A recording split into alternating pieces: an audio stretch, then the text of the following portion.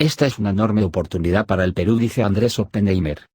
El periodista argentino considera que tras la pandemia la automatización de trabajo se potenciará y que el nuevo orden mundial hará que empresas multinacionales busquen diversificar sus cadenas de valor. Conversamos esta semana con Andrés Oppenheimer, columnista del Miami Herald, cuya columna se publica en El Comercio, y conductor del programa de CNN en español Oppenheimer Presenta. Autor y conferencista, Oppenheimer es hace mucho una de las voces más autorizadas en cuanto a Latinoamérica, sus principales desafíos y metas. A partir de la crisis del COVID-19, ¿cuáles serán los principales cambios que veremos en la forma de trabajar, de interactuar y básicamente de vivir en el futuro próximo? Yo creo que se van a acelerar todas las tendencias de las que hablaba en Sálvese quien pueda, mi libro sobre la automatización del trabajo, porque esto ya venía ocurriendo. Yo citaba un estudio de la Universidad de Oxford del 2013 que decía que para el año 2030 el 47% de todos nuestros trabajos van a ser automatizados. Pero me quedé corto. Esto ha ocurrido muchísimo antes.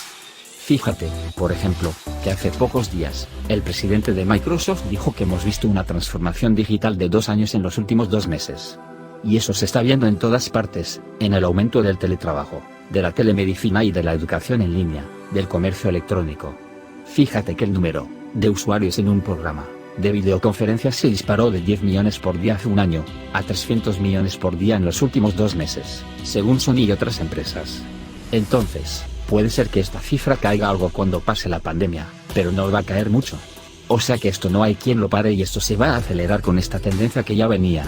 Se va a acelerar porque el miedo a futuras pandemias va a aumentar la automatización de muchos trabajos. Por ejemplo, porque hará que muchas fábricas manufactureras no quieran tener a sus trabajadores sentados uno al lado del otro, arriesgándose a contagiarse de un virus de estos. Esto entonces acelerará la robotización, la automatización de los procesos, el uso de inteligencia artificial. Por supuesto, y lo mismo que pasa en las fábricas manufactureras pasará en los supermercados y el comercio. Los supermercados no van a querer que sus cajeros estén ahí toqueteando paquetes de comida uno tras otro durante 8 horas, tocando dinero con las manos. Se arriesgan a contagiarse y contagiar a los clientes. Entonces los van a reemplazar por cajeros automáticos. Esto ya había empezado en Estados Unidos, a decir de Amazon, hace 2 o 3 años. Pero esto se va a disparar ahora. Entonces vamos a ser un mundo todavía más automatizado y mucho más rápido de lo que advertí en el libro. En esa línea, la convergencia que venía produciéndose, digamos, entre América Latina y el mundo desarrollado, va a tener una brecha tecnológica muy importante. ¿Cómo crees que diferirá la trayectoria de los países desarrollados y la de América Latina? Yo creo que va a haber una brecha tecnológica cada vez mayor, pero no solo entre los países, sino dentro de los países, porque todo este fenómeno de la aceleración tecnológica va a estar buena para muchos y mala para muchos otros, incluso dentro de cada país. Ejemplo, si tú vives en Lima, estudiaste en la universidad, hablas algo de inglés, tus posibilidades se van a multiplicar muchísimo. En el libro yo citaba algunas plataformas de internet que hoy día te permiten, si eres un diseñador de páginas web en Lima, ofrecer tus servicios en Estados Unidos, en Tailandia, en Sudáfrica, donde quieras y viceversa. O si eres un contador, ofrecer tus servicios en cualquier país del mundo. Entonces, tú dices yo soy un contador, un graduado de la universidad en el Perú, cobro tantos por hora, esta es mi experiencia y compites con un contador en Tailandia, Sudáfrica y se incrementa enormemente tu visibilidad laboral. Dicho sea de paso, hace 1 año y medio, cuando salió el libro, yo citaba varias de estas plataformas y una de ellas, por ejemplo, tenía en ese momento 8 millones de personas que estaban ofreciendo sus servicios. Hoy día tiene 12 millones. Entonces, si tú eres ese diseñador de páginas web, ese programador, ese contador en el Perú, la economía digital aumenta enormemente tus posibilidades. Tu mercado laboral dejó de ser Lima, dejó de ser el Perú. Pero si tú vives en el Amazonas, no tuviste una educación privilegiada, no tienes una buena conexión a Internet, corres el riesgo de quedarte cada vez más atrás. Por eso es tan importante que los países impulsen la educación de calidad, porque la economía mundial va a ser cada vez más digital, va a requerir más conocimientos y va a requerir cada vez más habilidades distintas a las que están impartiendo muchas de nuestras escuelas. Los países latinoamericanos, en promedio, son países de alta informalidad, de bajo capital humano y de pobre infraestructura, encima, con estados bastante ineficientes. ¿Por dónde deberíamos de empezar los cambios?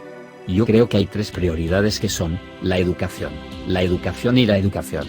Pero la educación entendida como educación de calidad, no simplemente como la expansión de la educación o la repartija de títulos que no significan mucho.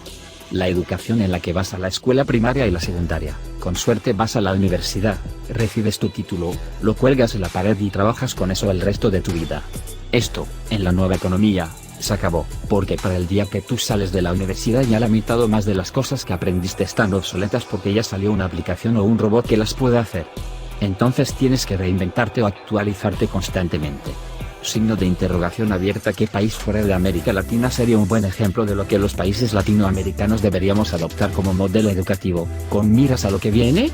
Bueno, yo hace varios años escribí un libro sobre educación que se llamaba Basta de historias y ahí recorrí el mundo. Fui a Singapur, a Japón, a China, a Finlandia, a Israel, a varios países, y una de las conclusiones que saqué en ese libro es que tenemos que crear una cultura de obsesión con la educación. Porque el motivo por el que los países asiáticos, empezando por Hong Kong, China y Shanghái, salen primeros en todas las pruebas PISA, es porque los chinos y muchos asiáticos tienen una cultura de obsesión por la educación. Entonces, ¿qué pasa? En China la mayoría de familias tienen un hijo. Entonces tú tienes un sistema triangular en el que tienes en cada familia 2 padres, 4 abuelos, 8 bisabuelos, todos invirtiendo todo su dinero en la educación del pequeño príncipe o de la pequeña princesa. Es un triángulo invertido. En América Latina no tenemos esa obsesión familiar por la educación.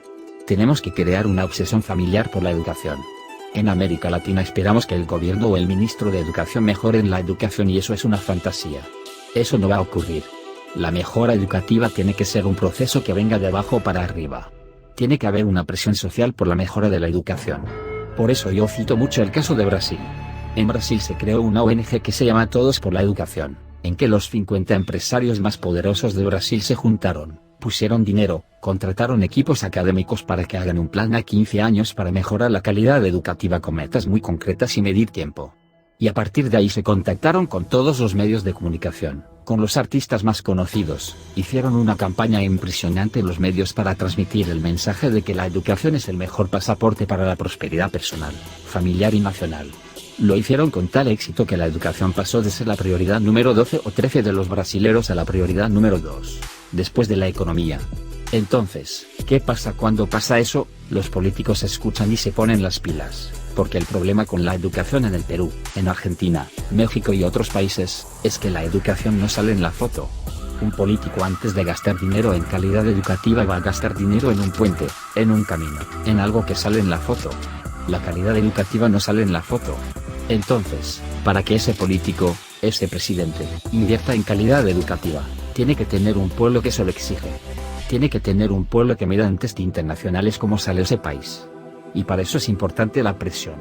Entonces, resumiendo, tenemos que crear una cultura familiar y nacional de la educación de calidad para presionar a los gobiernos a que inviertan en eso, en aquellas cosas que no salen en la foto, como perfeccionamiento de maestros, perfeccionamiento de la escuela, todo lo que hace la calidad educativa. Signo de interrogación abierta. ¿Qué tan importante sería para un país latinoamericano como el Perú digitalizar a su ciudadanía, como lo está haciendo la India? ¿Qué tan útil sería? Yo creo que ahí vamos todos. Hay muchas preocupaciones por la privacidad, pero después de esta pandemia, que como decíamos, lo acelera todo, va a ser muy difícil evitar que digitalicemos todo para preservar vidas, para no contagiarnos, para que la próxima vez esto nos agarre un poco mejor preparados.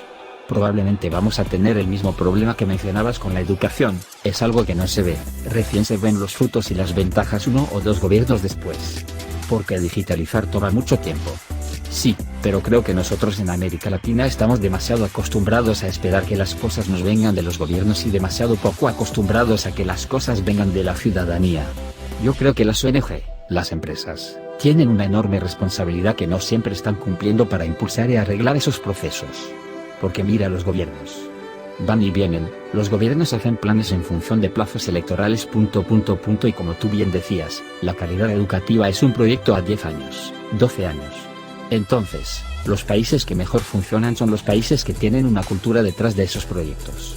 En Asia, si seguimos hablando de educación, tienen la suerte de tener la cultura confucianista que promueve la educación, pero yo no creo que eso sea una cuestión insalvable, ni mucho menos. Yo no creo que ningún país latinoamericano esté ideológicamente condenado al atraso en este aspecto ni en ningún otro.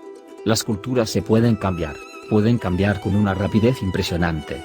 Si no, mira el caso de Irlanda, el caso de Australia, un país que era una colonia de expresidiarios. No hay ningún motivo por el que los países latinoamericanos no podamos dar una vuelta igual o más allá. Y dentro de esa esperanza de mejoras, ¿cuáles crees que son los países en América Latina que están mejor preparados para poder asumir esos cambios?